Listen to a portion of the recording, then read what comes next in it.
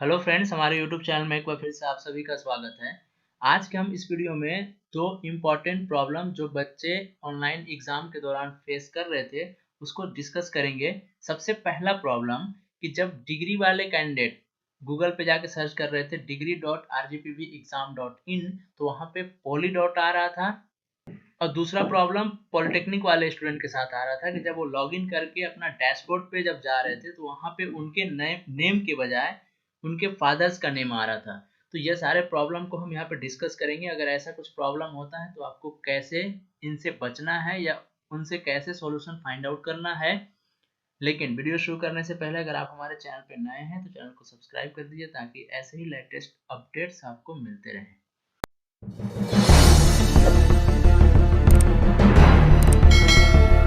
तो सबसे पहला प्रॉब्लम जो डिग्री वाले कैंडिडेट फेस कर रहे थे कि जब कॉपी सबमिशन के लिए सबमिट करने के लिए जब गूगल पे degree.rgpvexam.in जब सर्च कर रहे थे तो वहां पे ऑप्शन आ रहा था poly.rgpvexam.in का, कहीं भी डिग्री का नहीं आ रहा था। तो बच्चे बहुत ज्यादा घबरा गए थे।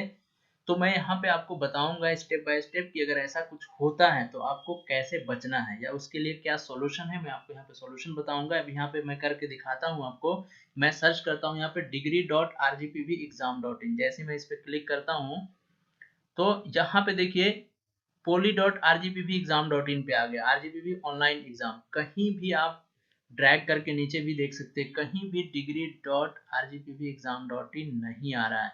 तो अगर ऐसा आ जाता है तो क्या करना, हमें सिंपली आपको आरजीपीवी ऑनलाइन एग्जाम पे क्लिक करना है। अब चूंकि ये ओपन किसका है, poly.rgpvexam.in का, ये स्टूडेंट पोर्टल डिप्लोमा वालों के लिए है। अगर लॉगिन आप यहाँ से करते हैं तो यहाँ पे इनरोलमेंट नंबर डालेंगे, यहाँ पे पासवर्ड डाल के जब लॉगिन करेंगे तो यहाँ पे आएगा स्टूडेंट नॉट इनरोल्ड एट। अभी मैं करके आपको दिखाता हूँ। तो जैसे यहाँ पे इनरोलमेंट नंबर और पासवर्ड डाल के जब लॉगिन पे मैं क्लिक कर रहा हूँ तो यहाँ पे क्या आ रहा है, स्टूडेंट नॉट इनरोल्ड एट। जैसा मैंने बोला था वैसे ही आ रहा है। अभी ऐसा क्यों आ रहा है, क्योंकि ये तो डिप्लोमा के लिए है तो डिग्री का तो ऑब्वियसली यहाँ पे नहीं आएगा। तो अगर ऐसा हो जाता है तो आपको सिंपली क्या करना है, यहाँ पे आपको जाना है यूआरएल पे और वहां पे कर्सर लेके जाना है जहां पे पोली है। कुछ नहीं करना, सिर्फ जहां पे पोली है वहां पे आपको कर देना है डिग्री। जैसे आप डिग्री करते हैं और जो पहला ऑप्शन आता है उस पे आपको क्लिक कर देना, इंटर कर देना है। अब देखिए मैं यहाँ पे डिग्री वाले पे एनरोलमेंट नंबर और पासवर्ड डाल के मैं लॉगिन कर रहा हूँ। तो ये देखिए सक्सेसफुली लॉगिन। अब चूंकि यहाँ पे हमारा जो पेपर है मैकेनिकल वाइब्रेशन, इसमें अवेलेबल दिखा रहा है। स्टार्ट एग्जाम पे जब क्लिक करते हैं तो यहाँ पे देखिए सर्वर अनअवेलेबल हो रहा है। बहुत ज्यादा प्रॉब्लम हो रहा था आज। तो अगर ऐसा होता है तो क्या करना है, आपको रिफ्रेश करके ट्राई करते रहना है, ओपन होगा आपका। जैसे देखिए अभी सर्वर अनअवेलेबल हो रहा था, अब यहाँ पे ओपन हो रहा है। और चूंकि हमने ऑलरेडी पेपर सबमिट कर दिया है तो यहाँ पे प्रीव्यू में भी आ रहा है।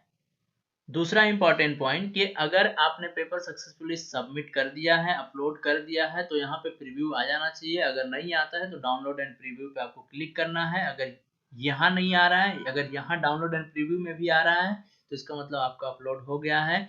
तो अब आपको अपने कॉलेज में कॉपी सबमिट नहीं करनी है। आपको अपने फ्यूचर में फ्यूचर रेफरेंस के लिए बचा के रखना है। कभी हो सकता है आरजीपीवी आपसे डिमांड कर दे कॉपी की। तो ये बात ध्यान में रखें। और अगर आपके डाउनलोड और प्रीव्यू में नहीं आ रहा है, यहाँ पे मिसिंग फाइल दिखा रहा है तो इसका मतलब आपका फाइल करप्ट हो गया है। तो आपको फिर से अपलोड करने की आवश्यकता है, क्योंकि कभी कभी क्या होता है टाइम लिमिट रहता है। लेकिन चूंकि सभी बच्चों के साथ अगर ऐसा प्रॉब्लम होता है तो आरजीपीवी टाइम एक्सटेंड कर देता है। कभी 6 बजे, आज 7 बजे तक का टाइम है तो आप 7 बजे तक इजिली अपलोड कर सकते हैं। लेकिन हर दिन 7 बजे तक का नहीं होता है, ये रेयर केस में होता है।